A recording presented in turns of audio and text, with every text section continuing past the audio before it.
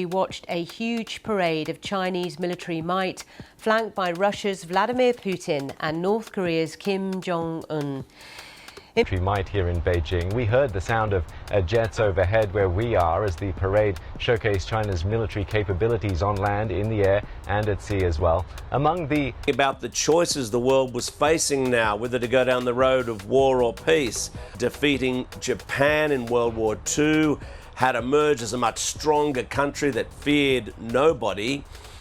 Beijing just staged the most explosive power play the world has seen in decades. Xi Jinping, Vladimir Putin, and Kim Jong-un stood side by side, sending one brutal message to the West.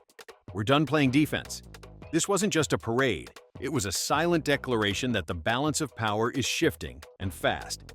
Chinese nation is the great nation that is never intimidated by any bullies and always values independence and forges ahead. In the past, when faced with critical struggles between good and evil, light and darkness, progress and reaction, the Chinese people rallied together to defy the enemy. Xi Jinping didn't just speak in Beijing, he delivered a threat wrapped in diplomacy.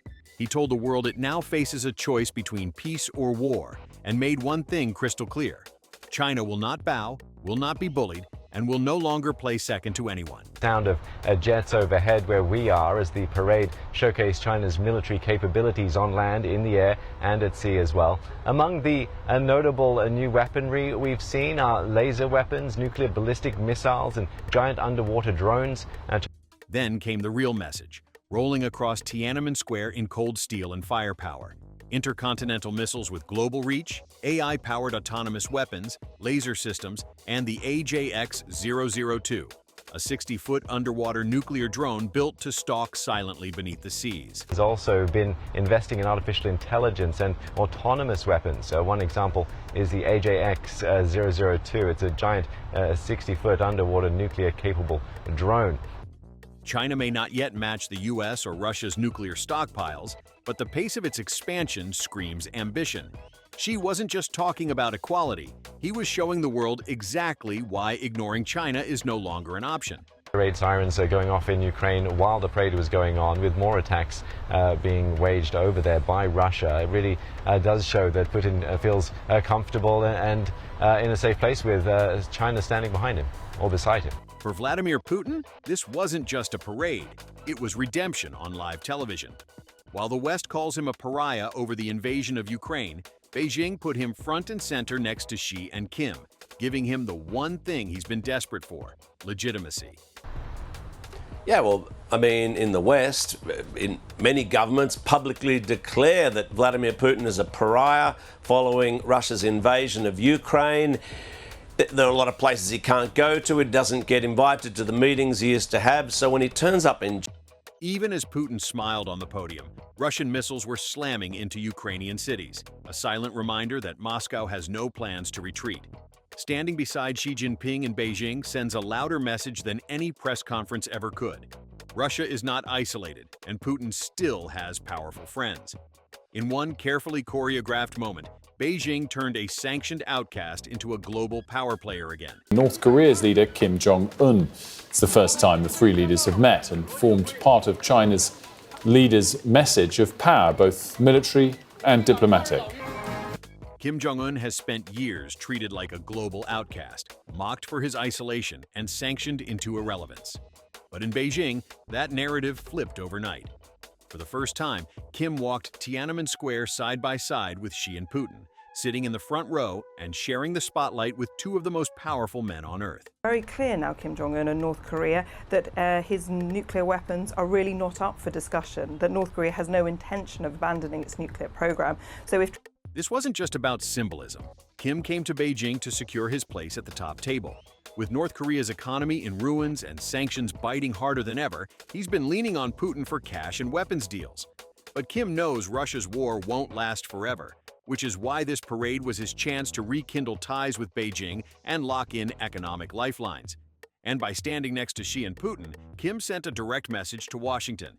He's no longer negotiating from weakness. He now has two nuclear powers behind him. Analysts speculating that the recent closeness of Kim Jong-un and Vladimir Putin, and Kim has sent troops to help Putin in Ukraine of late. Behind the photo ops and smiles, this triangle runs on weapons, money, and leverage. In June 2024, Russia and North Korea signed a mutual defense treaty, binding them to help each other militarily if either comes under attack. Since then, intelligence reports show a steady stream of North Korean artillery shells, ballistic missiles, and possibly even personnel flowing into Russia's war machine in Ukraine. Moscow gets the firepower it desperately needs, while Pyongyang pockets cash, fuel, and advanced military tech. Kindle his relationship with China, because over the past couple of years we've seen him really focus on his relationship with Vladimir Putin and with Russia, because he has been supporting Putin's war in Ukraine by sending him soldiers, sending him weapons, and in return getting, we think, vast amounts of money. But there's more happening under the surface. Western intelligence suggests Russia is quietly sharing satellite data and hypersonic missile research with North Korea in return for ammunition. At the same time, China is shielding this trade through WAN-based payment systems and alternate banking channels designed to dodge U.S. sanctions. Iran's drones are already flying over Ukraine under Russia's flag, tying Tehran indirectly into this growing anti-Western bloc. Be in no doubt, there was big, important messages for the rest of the world as well. And the key message there is about Chinese power, Chinese might, Chinese ascendancy. And part of that is... China, meanwhile, plays the long game. She declared a no-limits partnership with Putin back in 2022. And today, China dominates the economic lifeline keeping Russia afloat. Trade between the two soared to $245 billion last year, with discounted Russian energy flooding Chinese markets and yuan payments climbing fast. But here's the twist. While Moscow leans heavily on Beijing, China isn't tying itself down. She is bankrolling Russia's survival without committing to its war, all while keeping Kim close enough to control, but far enough to deny entanglement. This massive event only just finished. Already, almost immediately, they are starting to bust people out. But look, whatever you might think of the politics of what's happened here, the performance was absolutely remarkable. Beijing's parade wasn't a celebration. It was a warning. Xi, Putin, and Kim standing together sent a clear message. A new power bloc is here, and it's ready to challenge the West. In Ukraine, North Korean shells and missiles are keeping Russia's war machine alive, while Putin projects strength from Beijing. In Asia, China's display of AI weapons, underwater nuclear drones, and intercontinental missiles pushes Taiwan and the South China Sea closer to crisis. Add Kim's growing nuclear arsenal, and the Pacific becomes a live wire. Non-aligned nations are watching closely. China offers trade, Russia supplies cheap energy, and North Korea brings weapons. The US-led order is no longer guaranteed. Global power is shifting fast. In some of the press briefings we had ahead of this event, the notion of loyalty to the party was actually listed as a more important objective than commemorating the end of the Second World War. So that shows just how important that is. But look, Beijing turned power into theater.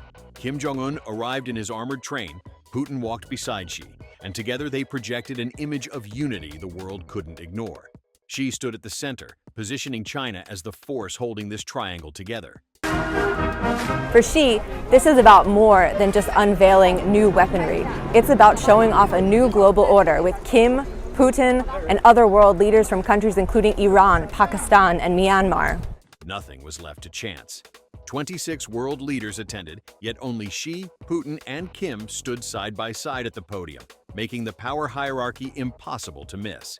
The finale sealed the message. After showcasing missiles, drones, and tanks, thousands of doves were released over Tiananmen Square. It was a calculated contrast, peace projected through overwhelming strength.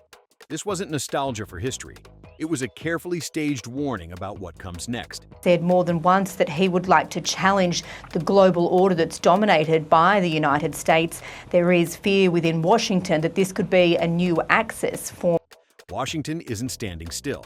The U.S. is preparing secondary sanctions against Chinese banks helping Russia bypass restrictions, while NATO is reinforcing missile defenses and expanding troop deployments in Eastern Europe.